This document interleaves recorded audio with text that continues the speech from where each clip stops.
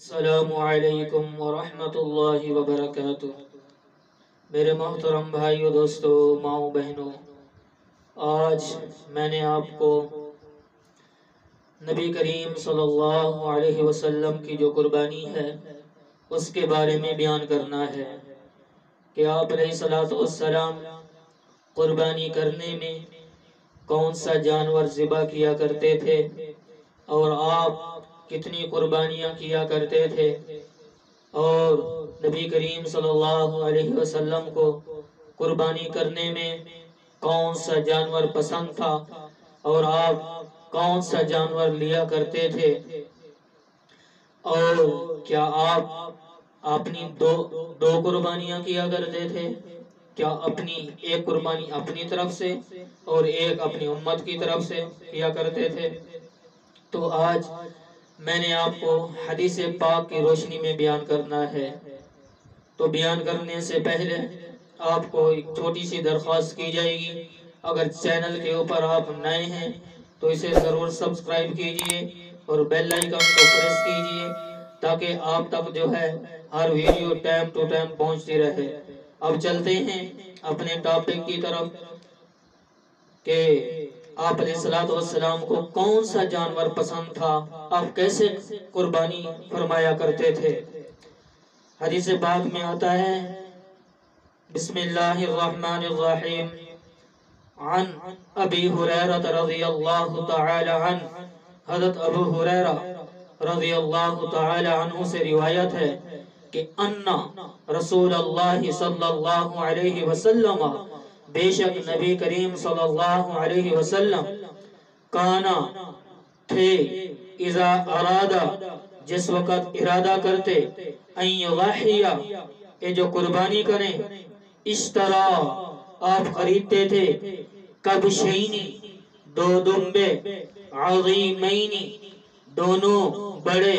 سمینینی دونوں موٹے، اقرنینی دونوں سینگوں والے، املحینی دونوں کالے چٹے، موجوعینی دونوں خصی، فذبح پھر ذبح کیا، احدہما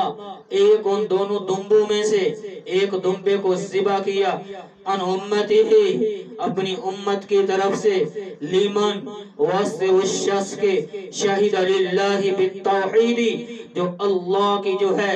اللہ کو ایک مانتا ہے اور اللہ کی توحید کا اقرار کرتا ہے، ہاں وشہید لہ